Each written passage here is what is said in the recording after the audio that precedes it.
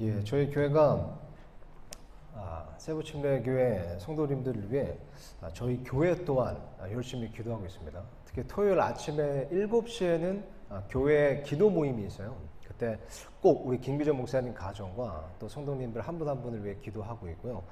기도할 때마다 얼마나 함께 감사가 되는지, 또 한 분 한 분이 얼마나 참 귀하고 또 저희에게 귀감이 되고 본보기가 되는지 모릅니다.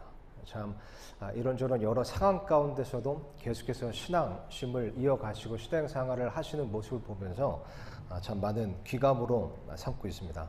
계속해서 기도 드린다는 말씀 드리고 싶고요. 오늘 강의 이 주제는 복음에 관한 겁니다. 그러니까 복된 소식, 기쁜 소식에 관한 거죠. 근데 오늘 이렇게 질문 형식으로 이 타이틀을 좀 준비해 봤습니다. 그러니까 새신자 혹은 아직 신앙이 없으신 분들이 기독교에 대해서 혹은 교회에 대해서 자주 하는 질문들 몇 개만 좀 추려봤습니다. 시간상 몇 개는 좀 뺐는데요. 좀 중요한 질문들 그런 것들을 좀 뽑아봤고요. 그런 질문들에 하나하나 좀 대답을 해보면서 복음에 대해서 좀 풀어나가려고 합니다. 대개 사람들이 이 질문하는 어떤 의문들 혹은 의심들을 보면요, 그게 세 가지 카테고리로 나눌 수 있더라고요. 그러니까 하나님에 대한 질문, 하나님의 존재 혹은 성품에 관한 질문이 있고요, 또 성경에 관한 질문이 있습니다. 그리고 구원, 복음에 관한 질문이 있죠. 이것에 대해서 좀 나눠볼 텐데요. 사람들이 저도 이렇게 복음을 전하거나 사람들에게 이 기독교 혹은 예수님에 대해서 하나님에 대해서 이렇게 전하다 보면 뭘 보고 믿으라는 거냐라는 질문을 받을 때가 많습니다. 사실 이 질문은 굉장히 합리적인 질문이라고 저는 개인적으로 생각을 합니다. 그러니까 사실 믿을 만해야 믿는 거잖아요. 아무거나 막 믿을 수는 없고 또 믿음이라는 것은 강요할 수가 없는 것이기 때문에 이것을 나름 설명할 필요도 있습니다. 그래서 사도행전에 보면 바울이 복음을 강요한 게 아니라 강론했다는 말씀이죠. 그래서 이런 부분 때문에 우리가 이렇게 좀 하나하나 구체적으로 대답을 찾아보려고 노력하는 부분도 있습니다. 제가 개인적으로 그렇기도 하고요. 사실 어떤 의심이라는 것은 되게 건설적인 요인이 될 때가 있습니다. 그러니까 어떤 질문에 답을 찾기 위한 혹은 팩트 체크를 하기 위한 질문과 의심은 되게 건설적이고 좋은 결과를 낳죠.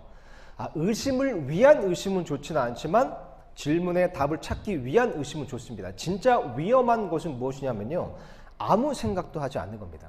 그러니까 내가 무언가를 의심하고 질문한다는 것은 그만큼 내가 무언가를 생각하고 있다는 거잖아요. 근데 정말 위험한 사람은 생각하지 않는 사람이라는 거죠. 사실 오늘날 우리가 살고 있는 이 사회, 세상을 보면 너무 바쁜 사회가 돼버려서 생각할 시간이 없습니다. 삶을 아침에 일어나서 바쁘게 살다가 시간이 조금이라도 나면 우리에게 또 스마트폰이 있고 넷플릭스 너무나 볼 것들이 많기 때문에 우리가 정말 중요한 무언가에 대해서, 정말 가치가 있는 무언가에 대해서 한번 곰곰이 깊이 생각을 해볼 수 있는 시간이 너무 부족하다는 거죠. 이 작품, 로댕의 작품이죠. 생각하는 사람이라는 작품입니다. 근데 여러분 한번 생각해 보신 적 있으세요? 이 생각하는 사람, 이 동상의 이 자세가 지금 뭔가를 이제 생각하는 자세인데 이 자세가 얼마나 이게 힘든 자세인지 한번 생각해 보신 적 있으세요? 이게 전면부 모습이 이렇습니다. 보면 이게 지금 오른쪽 팔꿈치가 왼쪽 허벅지 이 대퇴부에 이렇게 닿아 있잖아요. 이거 실제로 여러분 해보시면요, 이거 잘 안 됩니다. 이게 특히 우리 김유정 목사님 저렇게 좀 이렇게 덩치가 있으신 분들 이게 잘 안 돼요.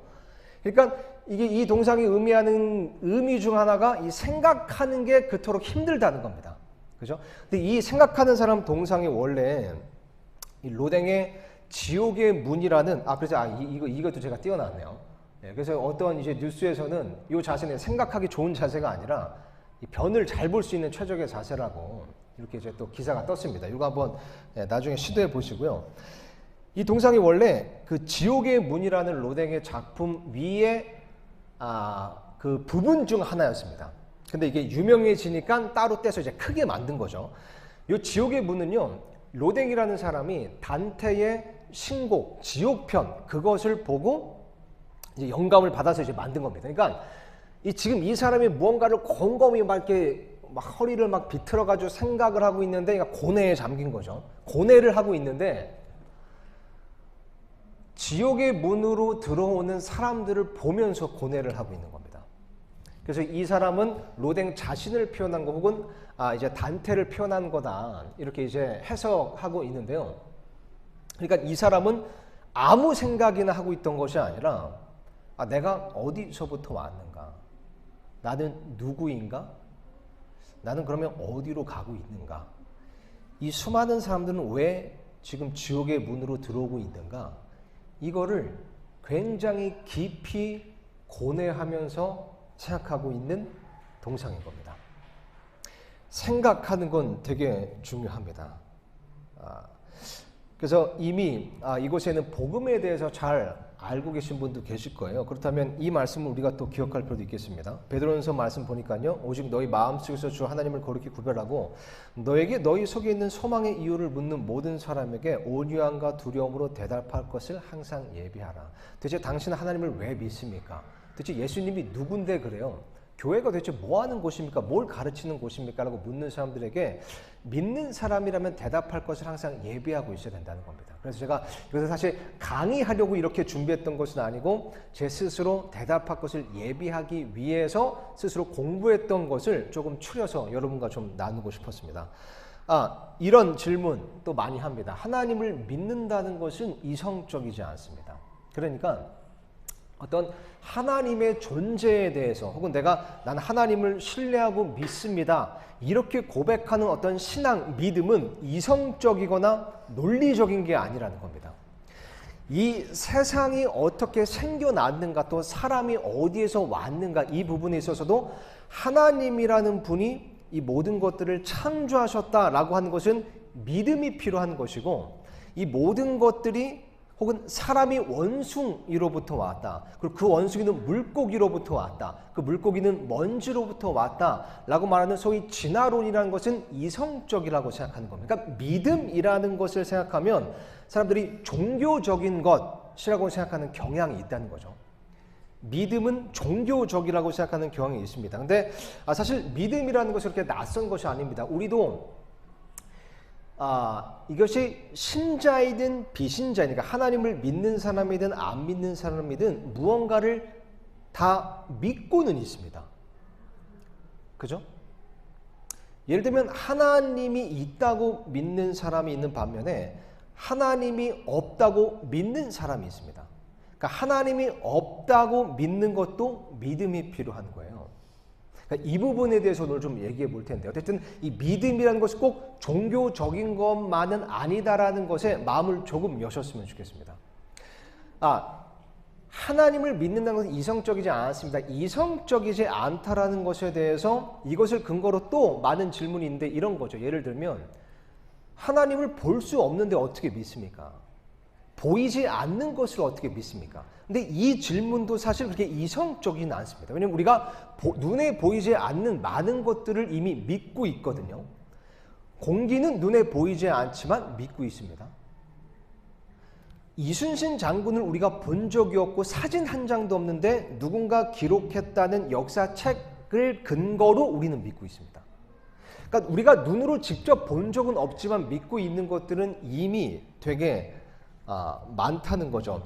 사실 보이지 않는 것을 어떻게 믿습니까? 라는 이 질문을 거꾸로 바꾸면요, 나는 눈에 보이는 것은 다 믿습니다.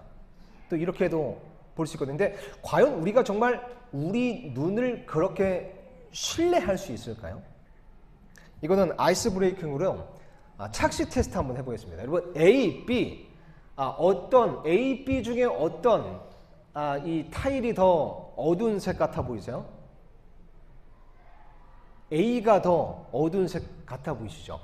A하고 B는요, 색깔이 사실 같습니다. 이렇게 보니까 같죠? 이렇게 보면 확실히 다른데. 그죠? 이 여성분 어떠죠? 눈에 볼 때 그래도 꽤 괜찮게 예쁘게 보이시죠? 근데 과연 그럴까요? 거꾸로 뒤집어 보면요, 이런 사람이었습니다. 이거 지금 삐뚤빼뚤 좀 보이시죠? 근데 완벽하게 평행입니다. 저 움푹 패인 거 보이세요? 사실 완벽하게 편지입니다. 이 드레스, 이것도 참 재밌는데요. 이건 조금 이제 다른 착시 현상인데, 이 드레스가, 이 사람들이 똑같은 이 사진을 보는데, 이게 이견이 있어. 두 가지 색깔로 보인다고 해서 굉장히 인터넷에서 막 저기 썰전이 있었어요. 이게 저 같은 경우는 파란색 드레스에 이렇게 좀 이렇게 어두운 뭐 검정색 혹은 밤색 이 레이스가 달린 것처럼 보이거든요. 혹시 그렇게 보이는 분 계세요? 혹은 이 드레스가 하얀 드레스에 금색 레이스가 달린 것처럼 보이는 분 계세요? 한 분 계시네요. 이렇게 좀 다른 분이 있습니다. 그러니까 똑같은 걸 보는데 어떤 분들은 저희 교회도 완전 딱 반으로 갈렸어요. 여기는 그래도 저랑 비슷한 과가 좀 많으신데 저희 교회는 딱 반으로 갈렸습니다. 이게 하얀색들, 아무리 봐도 하얀색 드레스에 금색 레이스다.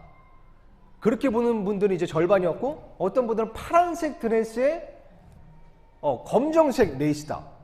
이렇게 보는 분들이 또 절반이 있어요. 또 한 분이 이제 이게 초록색으로 보인다 해서 이제 병원 간 분이 있는데, 그런 분 빼고는 이게 또 그렇게 보인다는 게, 그러니까 우리의 눈이라는 것은 그렇게 신뢰할 만하지 않습니다. 이것도 재밌어요. A하고 B 중에 A가 더 어두워 보이는데, 이 가운데 경계선을 이렇게 손가락 이렇게 두고 보시면요, A하고 B가 색깔이 똑같은 걸 보게 되실 겁니다.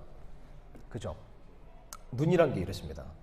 그러니까 보이지 않아서, 난 눈으로 볼 수 있기 때문에 보이지 않는 건 믿지 않아요. 사실 이것은 그렇게 이성적인 질문은 아니라는 거죠. 이게 이 세상이 어떻게 만들어졌는가, 혹은 내가 어디서부터 왔는가에 대한 질문도 마찬가지입니다. 하나님이라는 창조주께서 이 모든 것을 창조하고 만드셨다. 이것도 본 사람이 없습니다. 근데 반면에 빅뱅이라는 것을 통해서 이 모든 것들이 다 쏟아져 나왔다라는 것을 눈으로 본 사람도 없습니다. 그러니까 둘 다 믿음이 필요한 겁니다. 소위 창조론을 믿는 것에도 믿음이 필요하고 진화론을 믿는 것에도 믿음이 필요합니다. 아까 말씀드렸지만 하나님을 믿지 않는 것, 하나님은 없어 라는 것에도 믿음이 필요하다고 말씀드렸는데요. 예를 들면 이렇습니다, 여러분. 하나님을 믿지 않는 사람들은 그렇다면 반대로 무엇을 믿고 있는지를 잠깐만 좀 보여드리겠습니다. 이게 이제 빅뱅 이론입니다. 이론이라고 말한 이유는 아직 결정타 증거가 없기 때문에 과학적 사실이 아니라 이론이 될 수밖에 없는 겁니다. 자, 그래서 진화론자들은 이 빅뱅이라는 것을 우주 혹은 세상의 기원으로 믿습니다. 그래서 이 그림을 먼저 보시면요, 빅뱅을 0으로 표기를 했습니다. 그죠? 0. 그러니까 아무것도 아닌 상태, 아무것도 없는 상태인 겁니다. 자, 근데 그것으로부터, 이게 말에 참 어폐가 있죠, 진화론자들이. 뭐냐면 아무것도 아니고 아무것도 없는 건데 그것이라고 부릅니다. 근데 그것으로부터, 그것이 폭발해서 저기 보면요, 10의 마이너스 32제곱 초 만에, 그러니까 엄청 빠른 속도죠, 급팽창을 했다는 겁니다. 그러면서 1 마이크로 초 만에 양성자를 생성했고 0.01초 만에 핵융합을 시작했고 3분 만에 핵융합을 종료했습니다. 그러니까 우주의 수많은 그런 별들과 태양계, 은하계들이 다 3분 안에 쏟아져 나온 겁니다. 여러분, 우리가 있는 그 은하계에는요, 별들이 약 1천억 개가 있다고 합니다. 그러니까 천문학자들이 말하길요. 근데 우주에는 1천억 개의 별들을 품은 은하계가 약 1천억 개가 있다고 합니다. 그 중에 지구라는 별은 굉장히 작은 별이라고 얘기하죠. 근데 그 수많은 은하계와 별들이 다 3분 안에 쏟아져 나왔다고 얘기를 하는 겁니다. 자, 근데 여기서 중요한 게요, 저 빅뱅 0이라는 거 있잖아요. 이것을 진화론자들이 무엇이라고 부르냐면, 이거 한번 보죠. 이거 여러분 혹시 알고 계셨어요? 이게 이제 백과사전에서 발췌한 건데요. 빅뱅 이론에 대한 설명입니다. 그래서 아까 이제 그 0 있죠. 그 0이라고 부르는 그것을 singularity라고 부르는데, 이 singularity에 대해서 이렇게 설명을 합니다. All matter was compact. 그러니까 모든 물질이 다 compact, 압축되어 있었다는 거예요. 어디에? Into a very small ball. 굉장히 작은 구 안에 모든 물질이 다 압축되어 있었대요. 이게 관건입니다. With infinite density. 무한한 밀도를 포함해서. 이런 무한한 밀도, 이거 한번 상상해 보신 적 있으세요? 밀도인데 한계가 없습니다. 그러니까 하나님을 믿는 사람은 무한한 하나님을 믿는 거고, 진화론자는 무한한 밀도를 믿는 거예요. 근데 무한한 밀도와 intense heat, 격렬한 열기가 다 조그만 공 안에 압축되어 있었다는 거예요. 무한한 밀도와 열기가. 그것을 singularity라고 부릅니다. 근데 이 singularity에 대해서 워싱턴 포스트는 이렇게 기사를 낸 적이 있습니다. 이제 그 전문가 혹은 이제 진화론자들의 이제 그 말을 빌려서요. 그 작은 공 안에 모든 물질이 다 압축되어 있었는데 그 작은 공이 얼마나 작은 공인가 이렇게 얘기합니다. 이 진화론자들이요. Roughly 대략 a million, billion, billion times smaller than a single atom. single atom. 그러니까 이 원자 하나보다 무려 밀리언, 빌리언, 빌리언 이게 10의 24제곱입니다. 10의 24제곱 배나 작다는 겁니다. 원자보다. 원자가 얼마나 작냐면요. 1cm의 1억 분의 1 크기입니다. 1cm의 1억 분의 1 크기인 원자보다 10의 24제곱 배가 작다는 거예요. 이 싱귤레리티라는 그 공이. 자, 근데 이 공 안에 이렇게 써 있습니다. 이것도 위키페디아인데요. contain, 포함하고 있습니다. 그 공이. all the mass, 모든 질량과 and space time, 시공간, 우주의 모든 질량과 시공간을 그 전보다도 작은 싱귤레리티라는 공이 다 품고 있었다는 겁니다. 여러분 이것을 믿을 수 있으면요. 사실 다 믿을 수 있습니다. 여러분 저는 사실 여자예요. 라고 해도 믿을 수 있는 겁니다. 어마어마하게 작은 점이 이 모든 것을 다 품고 있다? 근데 여긴 근거가 없다? 여긴 믿음이 필요합니다. 어마어마한 믿음이 필요합니다. 근데 이 진화론자들의 딜레마가 또 여기서 생겼어요. 뭐냐면 그럼 이 점은 어디서 왔는데? 아니 이 싱귤레리티는 그럼 어디서 왔는데? 그러니까 또 그럼 이건 또 어디서 왔지 생각하니까 더 이상 생각이 안 돼. 그러면 그건 여기서부터 하면 또 그건 어디서 왔는데? 이게 끊임없는 논쟁이 되는 거잖아요. 그래서 진화론자들이 이제 택한 방법이 이겁니다. 디스커버 잡지예요. 이게 싱귤레리티 점인데, 자 이것을 뭐라고 얘기했냐면요. 여기 있네요. The universe, 우주가 burst, 이제 폭파했습니다. Something, 무언가로. 어디서부터 폭파했냐면 from absolutely nothing. 아무것도 아닌 것으로부터 우주가 폭발했습니다라고 얘기합니다. 그러니까 이 싱귤레리티라 어떤 이 공이라는 것을 싱귤레리티라고 부르다가 그럼 이 싱귤레리티는 어디서 왔는데라고 자꾸 물으니까 그럼 결국 이 싱귤레리티를 누군가 만들어야 되잖아요. 그러니까 이제는 이 싱귤레리티를 nothing, 아무것도 아니다. zero, nada, 아무것도 아니다라고 얘기한 겁니다.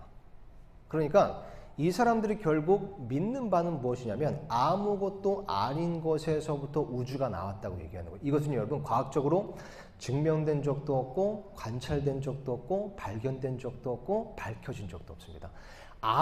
무에서 유가 나온다? 그러니까 이것은요 지금 이 허공에서 노트북이 팍 하고 나타나는 겁니다.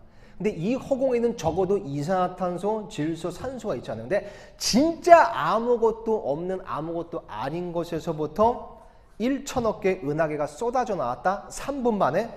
여러분 이것은 어마어마한 믿음이 필요하다는 것을 말씀드리고 싶습니다. 그러면 이렇게 반문하실 수 있어요. 아니 뭔가 그래도 증거가 있으니까 이렇게 좀 얘기를 한 거 아니겠느냐. 뭐라도 있으니까.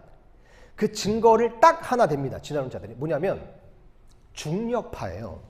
보니까 제가 요거 잠깐 읽어보겠습니다. 우주가 급격히 팽창했다는 이론이 인플레이션 이론. 그러니까 뭐 어렵게 얘기했지만 제가 빅뱅입니다. 빅뱅 이론 나타내는 그림인데 초기 우주가 급격히 팽창하여 시공간에 영향을 준다. 이 당시 생긴 우주 배경 복사는 중력파 특유의 패턴이 생기다.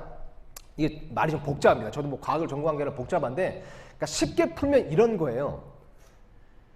빅뱅이 있었다면 반드시 중력파의 흔적이 있어야 된다.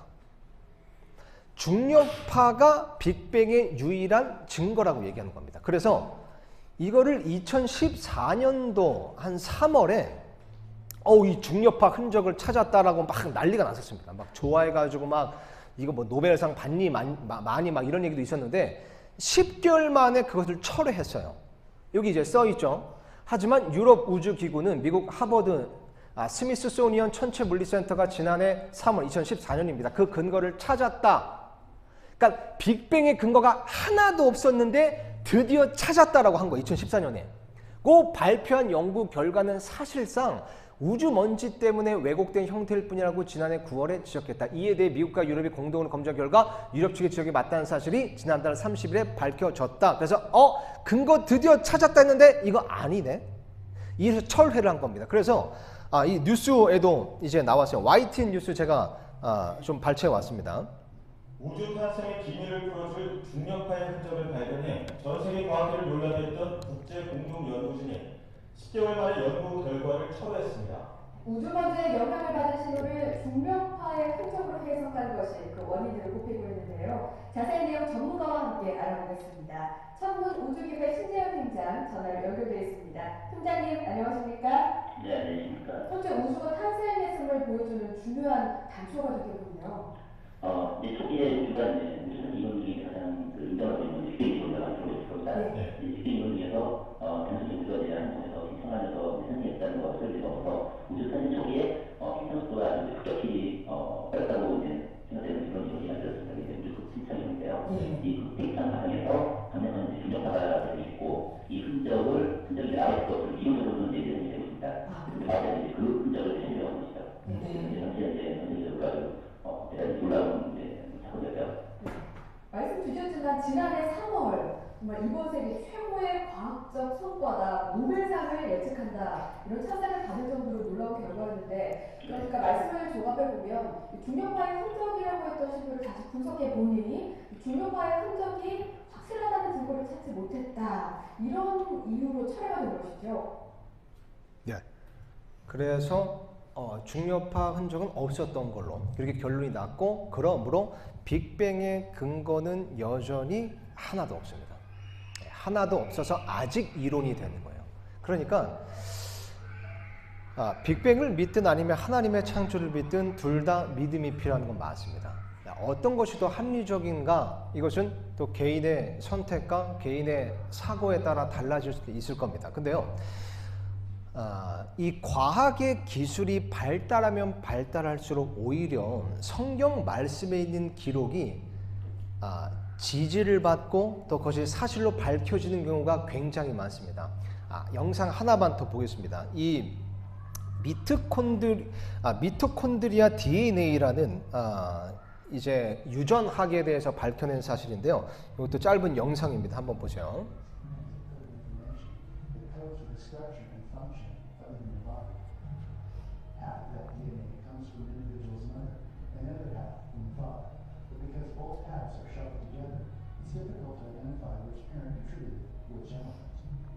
Mitochondrial DNA is different. It's found outside the nucleus of the cell, where there are hundreds of little energy-producing components called mitochondria. Each of these mitochondria contains a circular strand of DNA that's contributed exclusively by the mother. Because mitochondrial DNA remains relatively unchanged, it can be used to trace a person's lineage back for thousands of years, and perhaps even to the beginning of time. The uproar about mitochondrial DNA really began back in 1987 when a study was conducted by researchers at UC Berkeley, which compared the mitochondrial DNA of 147 people from 5 of the world's geographic locations. Based on the results of the study, researchers concluded that all of the 147 people had the same female ancestor, an individual that's become known as the mitochondrial Eve. 과학기술의 핵이라고 할 수 있는 게 유전학입니다.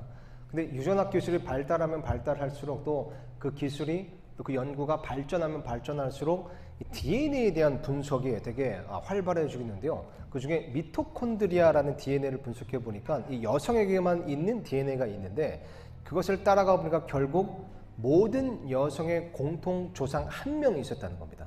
이것은 진화론을 전면으로 반박하는 과학적인 증거입니다. 왜냐하면 진화론 그거잖아요. 수많은 원숭이들이 수많은 사람으로 진화가 된 겁니다. 그렇기 때문에 진화론이 사실이고 원숭이에서 사람이 나왔다면 한 명의 공통 어머니가 있을 수가 없습니다. 근데 DNA는 그렇게 얘기하지 않는다는 거죠. 실제로 성경 말씀에 보면 대홍수 사건이 있었고 그로 인해 살아남은 노아의 8가족에 의해서 이제 전 세계 인류가 뻗어져 나갔다고 얘기합니다. 노아의 아들 3명이 있었고 그 3명에 의해서 전 인류가 이제 뻗어 나가게 된 거죠. 근데 또 이제 그 유전학 과학자들도 이런 또 실험을 했습니다. 이제 2006년에 했는데요. 그러니까 전 인류라고 할 수 있는 유럽, 아프리카, 중국, 일본 여기서 이제 270명의 DNA 지도를 만든 겁니다. 그랬더니 명확하게 연관성에 있어서 3그룹으로 나뉘었다고 합니다. 또 이 사람에게는요, 남자에게만 있는 Y 염색체가 있습니다. 이것도 연구를 해보면요, 인류 공통 조상 한 명이 있구나라는 걸 알 수 있습니다. 내셔널 지오그래픽에서 다큐멘터리를 제가 한번 만들었습니다.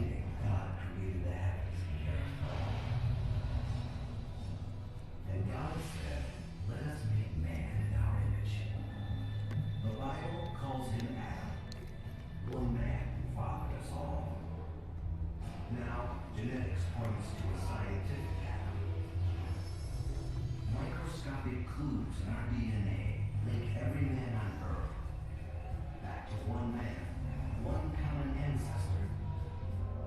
But how do you unravel a chain so many generations long? A chain that leads all the way to the roots of humanity's family tree.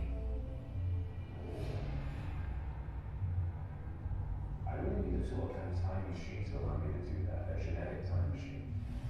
Geneticists have developed just such a tool. A way to follow DNA trails deep into the past. Our search for Adam will uncover genetic secrets of an unexpected cast of characters. One of the greatest warriors in history. One of America's founding fathers. Even an Ethiopian prince who claims to be descended from an ancient biblical king. What links these men to scientific Adam? Their DNA. Most of our DNA is a jumble from all our ancestors. It's what makes each of us unique. But there's a section of our genetic code that stays almost constant. The Y chromosome, a special piece of DNA that only men have. Virtually unchanged from father to son, like a family name. The Y chromosome is the man of today with the man who lived in the past. This tiny piece of DNA allows us to travel back in time through humanity's history. The key is to reveal super ancestors, men who left their genetic imprint on huge numbers. They're like branching points, where vast sections of the tree come together in a single man. Geneticists can trace them further and further back down the tree to the ultimate super ancestor, scientific Adam. And the Y chromosome from the odd man out on Pate gives us the final piece of our puzzle. The man's lineage originates in East or South Africa. Comparing this Y chromosome to thousands of men from all over the world reveals a critical discovery. These mutations, originating in Africa, appear on every Y chromosome in every man in the world today. These are the universal mutations we've been looking for. We followed the DNA trail all the way to the bottom of the tree. Every branch leads to one man, one Y chromosome. There must have been one man who gave rise to all men alive today. He is the ultimate super ancestor. He is scientific Adam. 그러니까 이 인종에 상관없이 또 나라의 국적에 상관없이 모든 남자들이 갖고 있는 Y 염색체 하나가 있는데 그거를 따라가 보니까 공통 조상 딱 한 남자가 있었다는 거죠. 진화론을 전면적으로 반박하는 겁니다. 근데 내셔널 지오그래픽은 이게 이제 진화론자들의 후원을 받고 있는 채널이잖아요. 그래서 이렇게 결론을 내지 않습니다. 이러면 진화론이 무너지는 것이기 때문에. 그래서 이제 요 내용 다음에 이제 어떤 내용을 얘기하냐면, 근데 이 영상을 보여드릴 텐데 이런 걸 잘 캐치하셔야 됩니다. 보면요, 되게 과학적인 전문 지식이 있는 것처럼 얘기하는데 이제 쓰는 이제 어떤 그 나레이션을 하는 그 뉘앙스를 보면 아마 이랬을 것이라고 추정합니다, 추측합니다, 이런 표현을 되게 많이 써요. 그러니까 증거가 없기 때문에 추정, 아마라는 단어를 쓰는 겁니다. 자, 그것을 염두에 두시고 이것에 대해서 뭐라고 이제 진화론자들이 얘기하는지 한번 보시기 바랍니다. 얼마나 이성적인지 한번 판단해 보세요. There were other men who lived alongside him, but over the centuries, all the other men's lines died out. Maybe some had only daughters, or no children at all. Their Y chromosomes were lost forever. Only Adam's lineage survives. Here's how Adam could become our ultimate super ancestor. 이게 유일한 설명입니다, 진화론자들의. 60,000 years ago, Adam is born. He's a fast learner, and in time, he proves himself as a leader of his tribe. His command of language sets him apart.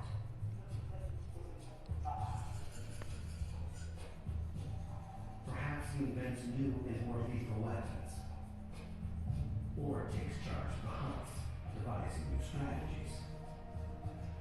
He's much better than the other guys at providing for his family and the tribe.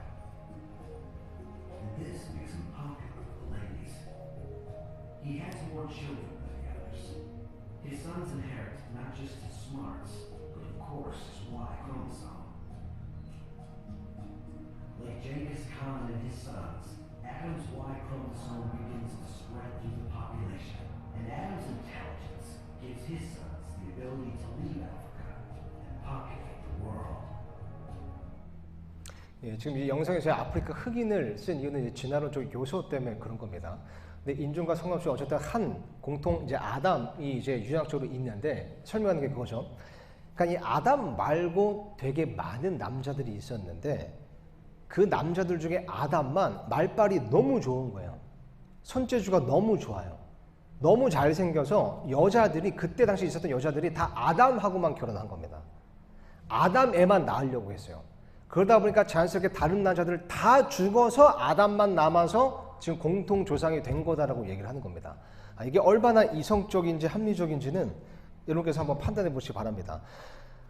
적자 생존에 의해서 다 죽었다. 이게 이제 진화론의 핵심인데 그것은 결코 과학적인 증거가 될 수 없습니다. 오히려 점점 더 쇠퇴하고 있는 한 가지 이론일 뿐이죠.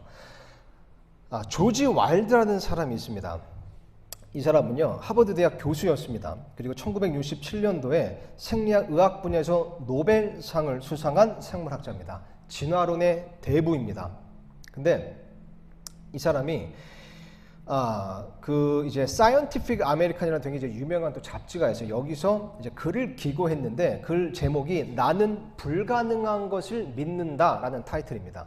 그리고 이렇게 썼습니다. 한번 보세요. 생명이 어떻게 발생하는지에 대해서는 오직 두 가지 가능성이 존재한다.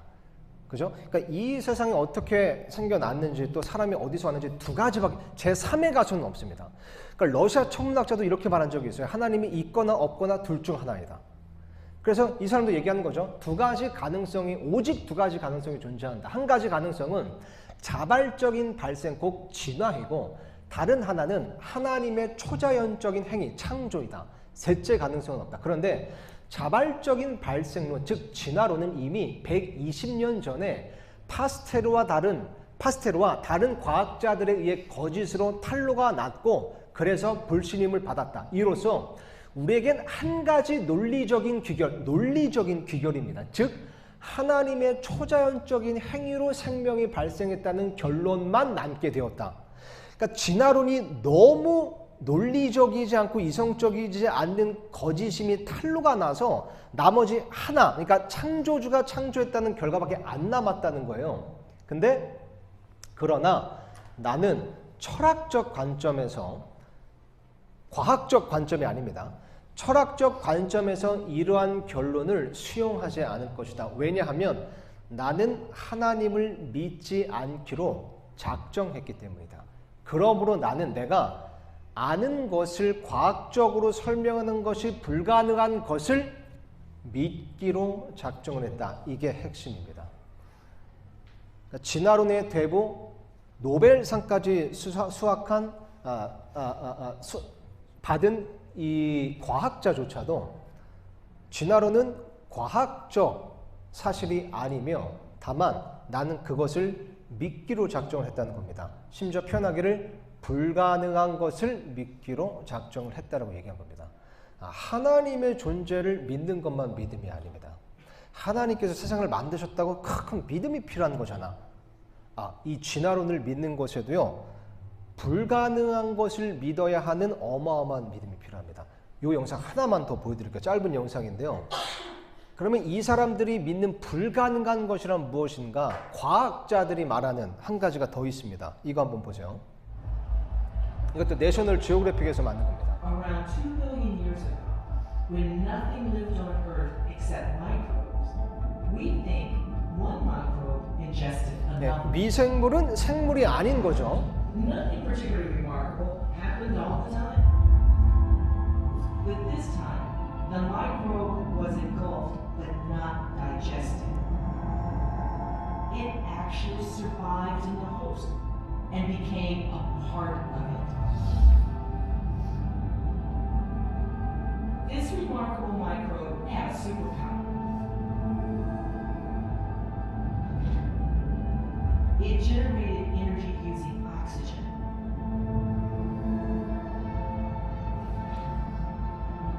Allowing it to extract 15 times more energy from its food.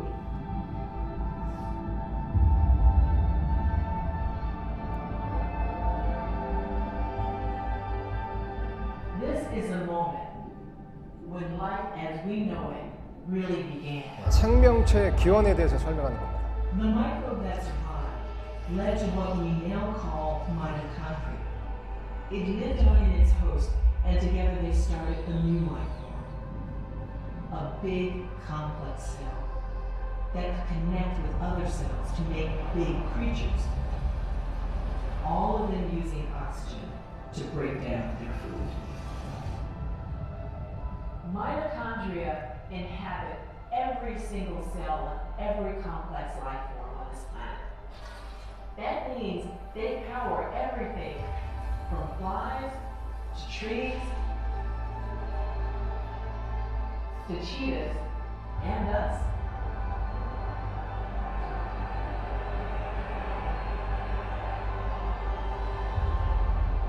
Think about it. We all carry the same machinery in us. And we wouldn't be the complex, complicated organisms that we are today without mitochondria. If we didn't have that one moment, Earth would have no plants, no plant eaters, no meat eaters, no us. Life on Earth would be just bacteria chewing on rock and each other. It took trillions of bacteria swallowing trillions of bacteria for more than 2 billion years before that one failed meal, which suggests it's kind of rare. How rare? Maybe Earth only rare. For an alien planet out there to evolve over those billions of years and to be exactly like it evolved here on Earth, well, that's like rolling those dice and hitting a 1, a billion times in a row. 예. 오케이. 모든 물체가 다 점에서 아무것도 아니면서 폭발했다. 오케이. 거기까지도 양보하고 그러면 생명체는 어디서 나왔느냐에 대한 이제 설명인데요. 뭐 이런 영상 보시면 이게 이제 막 윌 스미스 나오고 막 영상미가 너무 좋고 그래픽 좋고 하니까 그냥 이렇게 빠져서 되게 멋있게 들리잖아요. 근데 이게 진화론을 믿는 사람들을 심각하게 조롱하고 있는 겁니다. 일단 말의 어폐가 미생물이라고 얘기하면서 자꾸 미생물이 주체가 되고, 미생물은 생명체가 아닌데 미생물이 뭐를 먹고 소화시키고 뭘 자꾸 한다고 얘기한 겁니다. 이것부터가 어폐가 있고요. 자, 솔직하게 이 사람들이 생명체 기원에 대해서 자신들이 말하는 것을 이렇게 얘기하는 겁니다. 미생물이, 그 미생물이 어떻게 생겼는지는 설명을 못합니다. 근데 미생물이 다른 미생물을 먹고 또 먹고, 그러니까 박테리아라고 불리는 미생물이 서로 먹고 20억 년을 이렇게 먹고 하다가 소화불량을 딱 한 번 일으킨 거예요. 거기서 이 모든 생명체들이 다 나왔다고 얘기하는 겁니다. 그래서 윌 스미스가 아까 얘기하잖아요. 계속 먹고 왔는데 한 번 소화를 실패해서 우리가 여기서 나왔다. 그래서 이런 확률을 아까 누구였죠? 제리 리넨저가 뭐라고 그랬죠? 이거를, 그 확률을 주사위를 던졌는데 1이 연속으로 10억 번 나온 것 같다는 겁니다. 확률이. 그러니까 불가능한 확률이라는 거죠. 이것을 믿는 겁니다. 하나님이 없다, 창조주가 없이 이 모든 것이 다 자연적으로 발생했다고 믿는 것은 미생물의 소화 실패를 믿는 겁니다. 나라는 정교한 사람이 미생물의 소화 실패로부터 나았다고 믿는 겁니다. 성경 말씀 이렇게 써 있습니다. 히브리서 11장 1절 보면 이제 믿음은 바라는 것들의 실체요 보이지 않는 것들의 증거니, 눈에 보이진 않지만 증거가 확실히 있다는 거예요. 히브리서 11장 3절 믿음을 통해 우리는 세상들이 하나님의 말씀으로 지어진 줄로 깨닫나니 그런즉 보이는 것들은 나타나 보이는 것들로 만들어지지 아니하니라. 보이지 않는 것을 통해 만들어졌다는 거죠. 이것을 로마서 1장에서 이렇게 설명합니다. 이는 하나님을 알만한 것이 그들 속에 분명히 드러나 있기 때문이라. 하나님께서 그것을 그들에게 보이셨느니라. 그분의 보이지 아니하는 것들 곧 그분의 영원하신 권능과 신격은 세상의 창조 이후로 분명히 보이며 만들어진 것들을 통해 깨달아 알 수 있나니 그러므로 그들이 변명할 수 없느니라. 사실 하나님이 존재하나 창조주가 존재한다는 것을 아무도 변명할 수 없는데 그 이유는 눈에 보이는 것들이 있기 때문이라는 겁니다. 눈에 보이는 것들을 통해서 하나님이 계시다는 걸 알 수 있다는 거. 예를 들면 노트북이 이렇게 눈에 보이는데 있는데, 그렇다면 우리가 이 노트북을 직접 만든 사람을 눈으로 보진 못했습니다. 그 사람 이름도 모르고 만나보지도 못했음에도 불구하고 눈에 이 노트북이 보인다면 이걸 만든 사람이 있다는 건 당연히 믿게 되는 겁니다. 변명할 여지가 없는 거죠.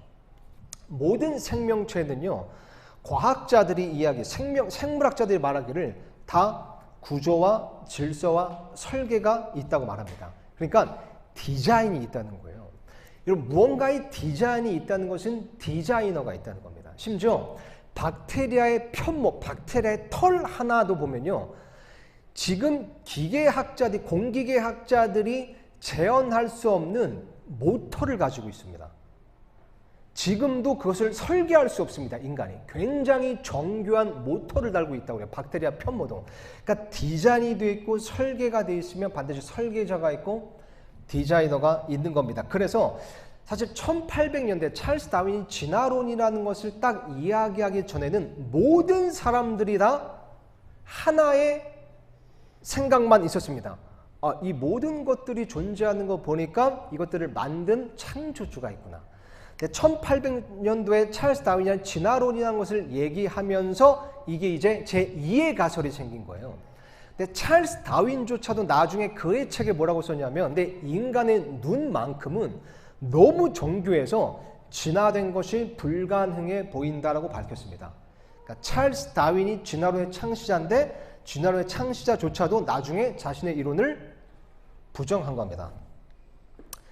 자, 그래서 하나님의 존재에 대한 것은 우리가 어쩌면 이성적으로 더 생각해 볼 수가 있다고 말씀을 드렸고요. 이런 질문도 있습니다. 성경에 오류나 모순이 있지는 않습니까? 사실 이 부분은 좀 시간이 좀 많이 필요합니다. 변증을 하려면요. 그래서 이건 좀 빠르게 넘어가겠습니다. 성경 구절을 보면 이렇게 쓰여 있습니다. 모든 성경 기록은 하나님의 영감으로 주신 것으로 교리와 책망과 바로잡음과 의로 교육하기 유익하니. 성경책이 66권으로 되어 있는데 이것이 단지 사람이 그냥 지어서 쓴 것이 아니라 하나님께서 지휘를 하셔서 사람들을 통해 쓰신 하나님의 말씀이라고 쓰여 있는 겁니다. 그래서 과학자들이 현대에 와서 밝혀낸 것들이 4,000년, 3,000년, 2,000년 전에 쓰여진 성경책에는 이미 밝혀낸 것들이 되게 많죠. 시간상 이거는 좀 넘어가겠습니다. 그래서 하나님의 말씀은 순수한 말씀들이어서 7번 순수하게 만든 은 같다는 겁니다. 그래서 하나님께서 그 말씀을 또 보존해 주신다고 약속하셨고요. 그래서 사람들이 보면 인터넷에 이렇게 쳐보면 근데 성경에 이런저런 오류가 있고 모순이 있지 않느냐라고 말하는 것들이 있습니다. 그것에 대해서 일단 결론만 말씀드리겠습니다. 시간상 모두 다 반박할 수 있고 그러므로 모순과 어폐는 하나도 없습니다. 논리학적으로 이것이 밝혀졌고요. 이것은 C에 대한 건데 이건 그냥 넘어가겠습니다. 시간상. 근데 이런 것도 보세요. 아까 이제 그 난초씨에 대해서 이제 성경 말씀이 진짜다라는 거 하면서 제가 강의했던 건데 여러분 이 꽃의 디자인을 보면요. 이게 난초씨, 난초꽃을 보면 이런 디자인이 있습니다. 이런 디자인. 심지어 이런 것도 있어요. 이게 합성인 줄 알았는데 이게 인터넷에 팔더라고요. 이런 게. 이런 난초꽃도 있습니다. 그러니까 디자인이 있다는 것은 디자이너가 있다는 거죠. 자, 나약한 사람이다 하나님을 믿는 겁니다. 나는 나를 믿습니다. 이게 이제 사실 사촌형이 이 말을 한 거거든요. 제가 이제 하나님에 대해서 예수님에 대해서 좀 이렇게 전하라고 하니까 야 나는 나를 믿지 너 같은 나약한 사람이다 이제 하나님을 믿는 거야 이렇게 이제 얘기를 하더라고요.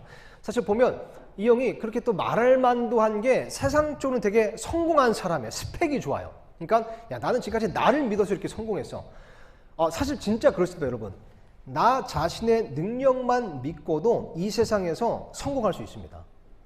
이 세상에서 내가 살아가는 데는 내 능력만으로 충분할 수도 있습니다.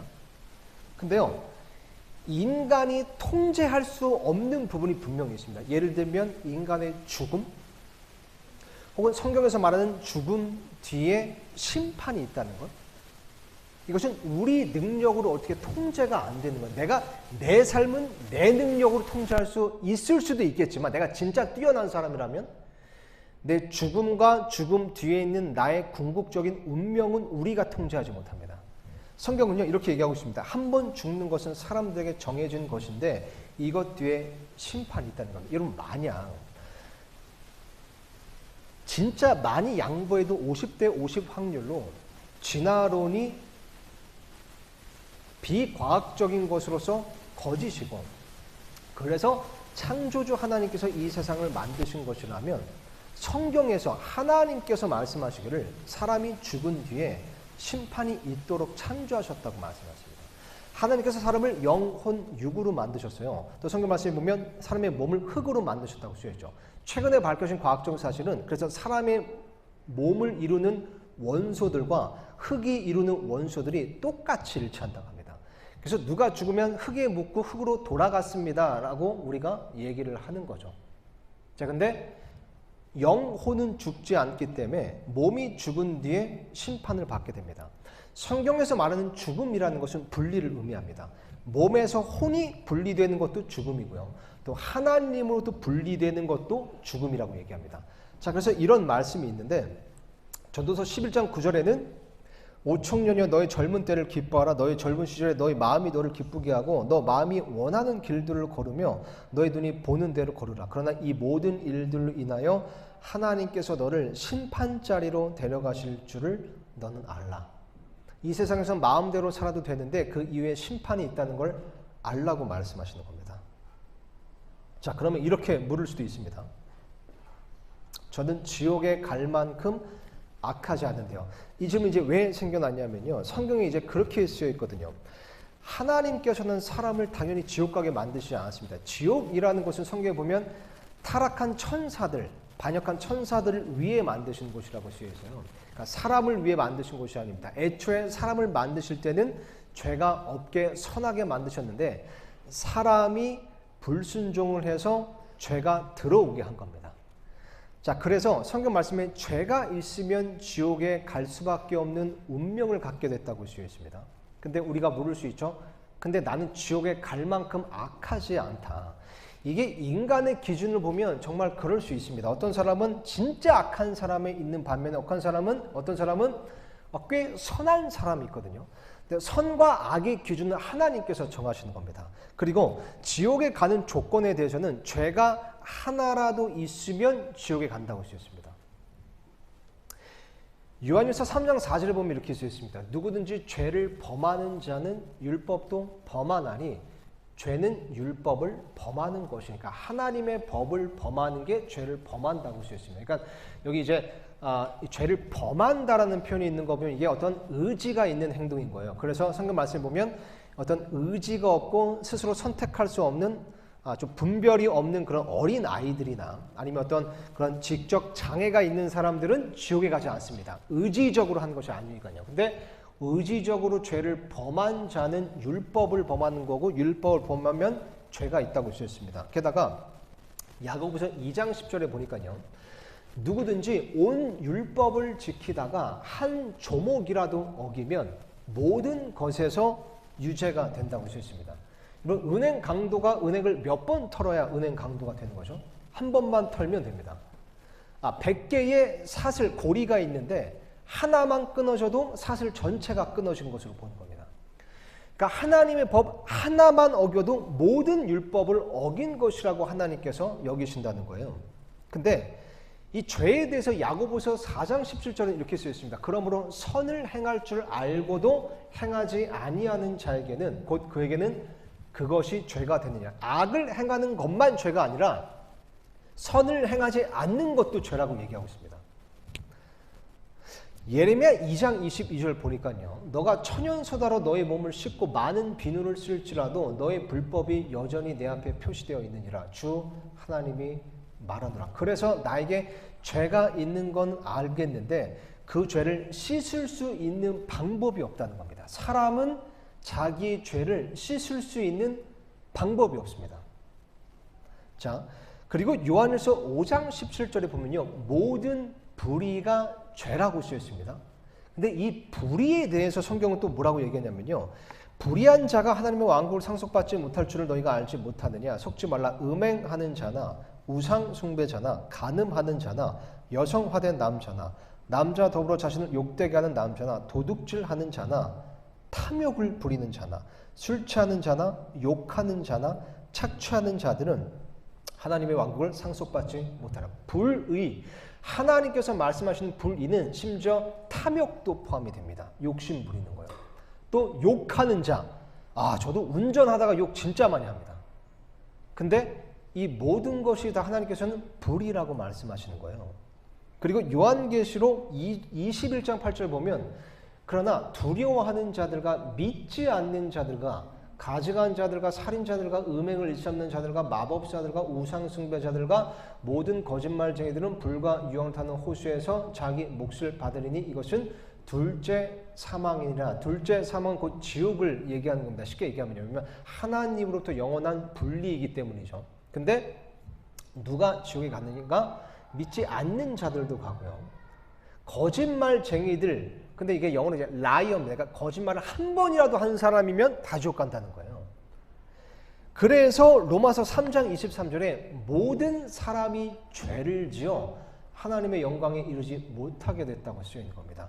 저를 포함해서 모든 사람 중에 죄가 없는 사람은 당연히 한 사람도 없는 겁니다. 우리가 죄를 지어서 죄인이라기보다 엄밀히 말하면 죄인으로 태어나기 때문에 죄를 지을 수밖에 없는 존재가 된 겁니다. 그래서 하나님의 영광에 이르지 못하게 된 겁니다. 하나님의 영광에 있는 천국에 이르지 못하게 된 거고 하나님의 성품을 닮지 못하게 된 거죠.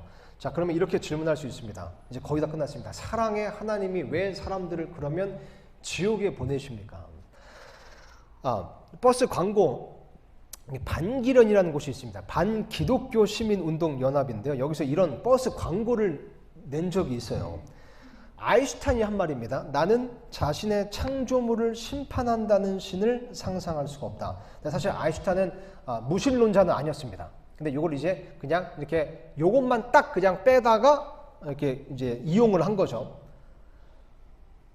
그러니까 왜 하나님이 창조물을 만드셨고 창조물을 사랑하신다면서 왜 그러면 지옥에 보내시냐. 일단 우리가 알아야 할 것이 몇 가지인데, 일단 첫 번째로 하나님께서는 사람들을 지옥에 보내길 원치 않으십니다. 이게 일단 전제입니다. 에스겔 33장 11절 보니까 이렇게 써 있습니다. 그들에게 이르기를 주 하나님이 말하노라. 내가 살아있음을 두고 맹세하노니. 여러분 성경에 보면 하나님께서 그렇게 맹세를 자주 하시는 분이 아니세요. 근데 그분께서 살아있음을 두고 맹세하신다는 것은 찐으로 말씀하신다는 겁니다. 사악한 자가 죽는 것을 내가 기뻐하지 아니하며 오히려 그 사악한 자가 자기 길에서 돌이켜 사는 것을 기뻐하노라. 오 이스라엘의 집아 너희는 돌이키라. 너희는 너희 악한 길들에서 돌이키라. 너희가 어찌하여 죽고자 하느냐 하라. 하나님께서는 누군가를 심판하시는 것을 기뻐하지 않으십니다. 게다가 우리가 하나님에 대해서 이 부분을 알아야 됩니다. 하나님은 물론 사랑의 하나님이시지만 성경에 보면 또한 공의의 하나님이시라고 써 있습니다. 주는 공의의 하나님이시니. 그죠? 시편 145편 보면 주께서는 자신의 모든 길에서 의로우시며, 그러니까 하나님은 사랑의 하나님이실 뿐만 아니라 공의로우신 분이십니다. 그러니까 신명기 32장 보면 그분은 반석이시고 그분의 이로 완전해 그분의 모든 길은 판단의 공의이니라. 그러니까 공의가 공평하게 다 처리한다는 거잖아요. 처리하신다는 거잖아요. 그분은 진실하고 불법이 없으신 하나님이시니 의로우시고 올바르시도다. 그러니까 하나님께서는 사랑의 하나님이시지만 또 공의의 하나님이시기 때문에 만약에 불의한 사람들을 그냥 무조건 다 천국에 보낸다고 하면 그분의 공의가 깨지는 겁니다. 그러면 그분께서 공의로우신 하나님이 될 수가 없는 거예요. 근데 그렇다고 해서 모든 사람들을 다 지옥에 가시면 그분은 사랑의 하나님이 되실 수 없는 겁니다. 그래서 선택하신 게 바로 구원 계획입니다. 십자가 구원을 그래서 선택하실 겁니다. 하나님의 공의와 하나님의 사랑을 둘 다 완벽하게 성취하시기 위해서 십자가 구원을 이루셨습니다. 왜 십자가 구원을 선택하셨는가? 하나님의 공의라는 것은 이렇습니다. 히브리서 9장 22절 보면요. 율법에 따라, 그러니까 하나님의 법에 따라 거의 모든 것이 피로써 깨끗하게 되나니 피 흘림이 없은즉 사면이 없느니라. 그러니까 하나님의 법에는 죄를 사면하는 방법이 딱 하나 있는데 죄 없는 무언가 혹은 죄 없는 존재가 피를 흘려야 된다는 겁니다. 근데 사람에게는 다 죄가 있어서 사람이 피 흘리는 것은 의미가 없습니다. 그리고 성경에서 피를 흘리다라는 표현은 다 죽음을 의미합니다. 그래서 로마서 6장 보면 이렇게 쓰여 있습니다. 죄의 삭은 사망이다. 그러니까 죄의 값은 사망이라는 겁니다. 그러니까 죄를 지었으면 죄값으로 사망을 치러야 된다는 거예요. 근데 이 사망은 단지 육체적인 죽음만을 의미하는 것이 아니라 하나님과 영원히 분리돼서 지옥에 가는 둘째 사망을 포함하는 겁니다.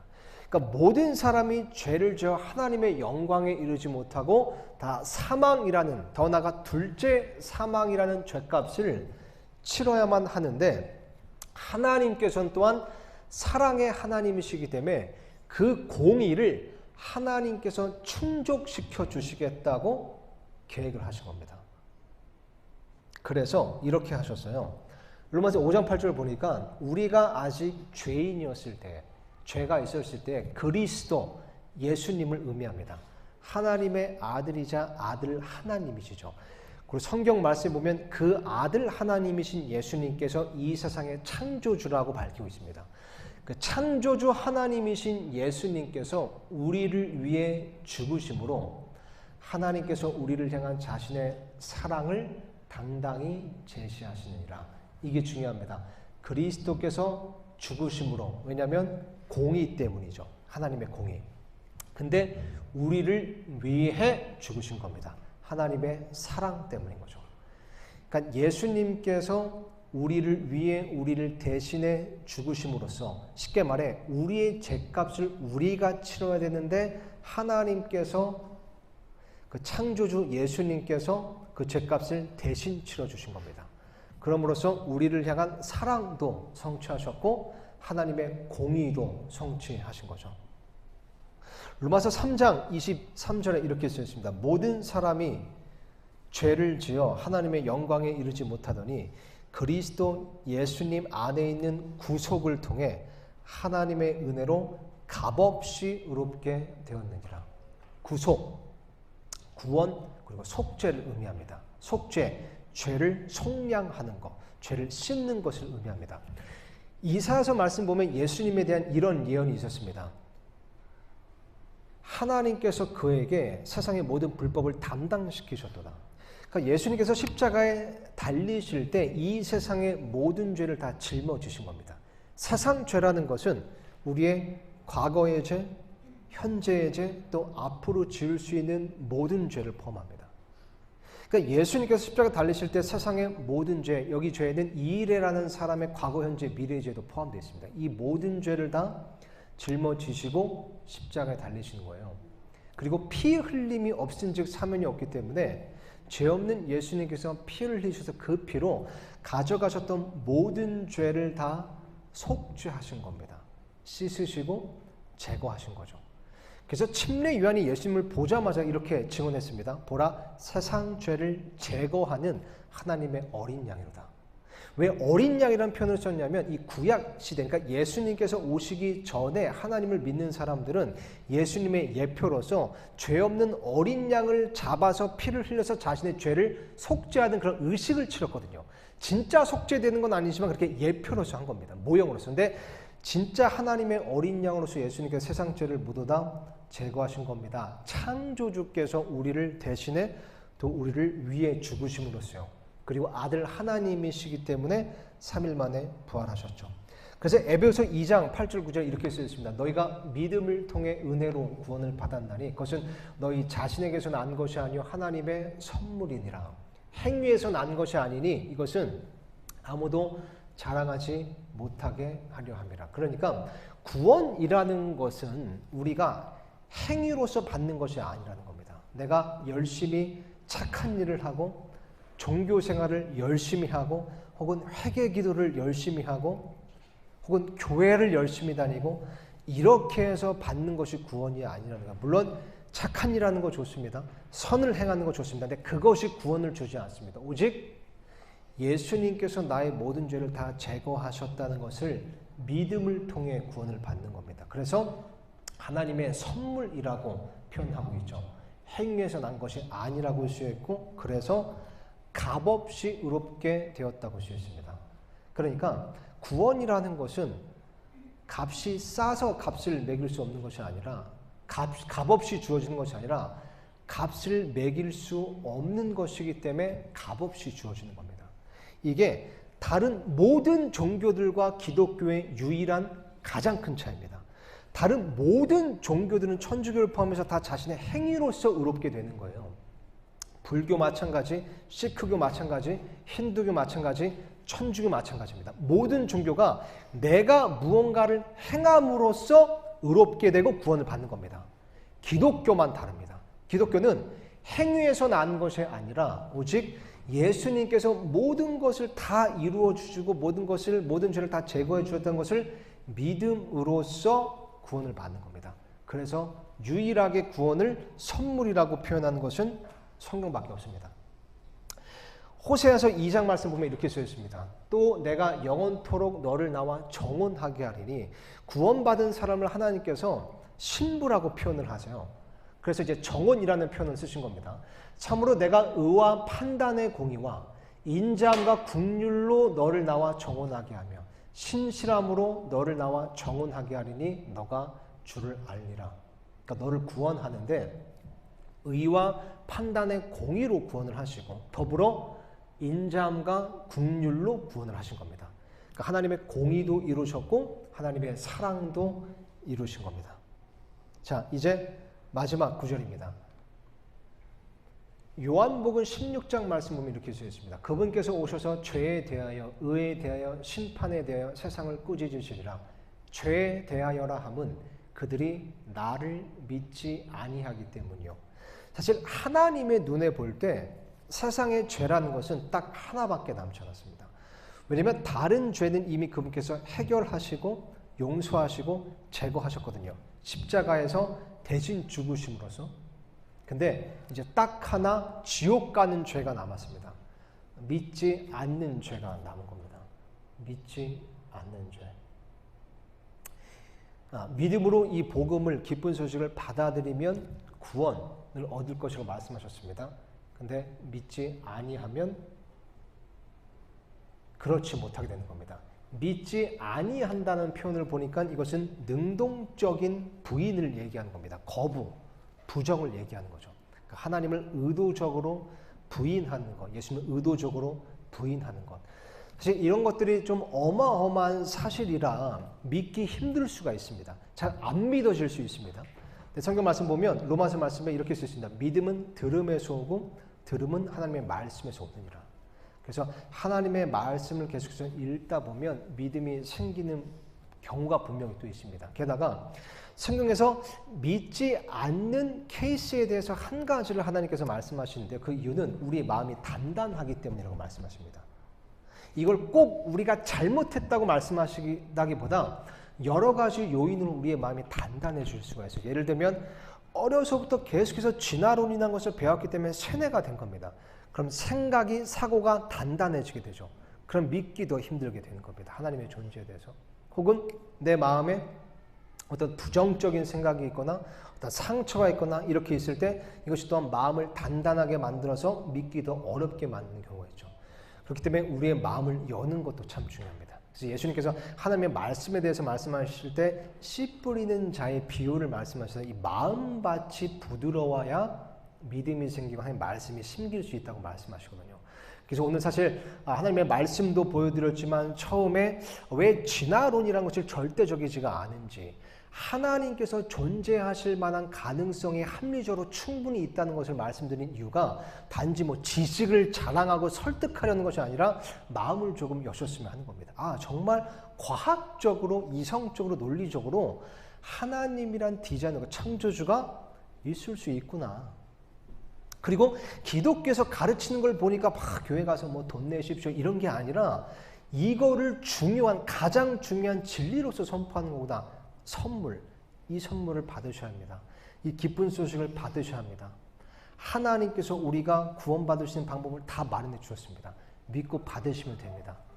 이렇게 기쁜 소식을 전하는 것이 교회의 목적인 겁니다. 물론 구원받은 자들에게 하나님께서 행위에 따라서 보상을 또한 약속하셨어요. 그렇기 때문에 구원받은 사람이 또 열심을 내서 좋은 일도 하고 또 하나님을 섬기고도 하는 겁니다. 그랬을 때 하나님께서 주시는 보상이 또 있으니까요. 또 하나님을 기쁘게 하는 것이고, 그렇지만 그것이 우리를 구원하는 것은 아닙니다.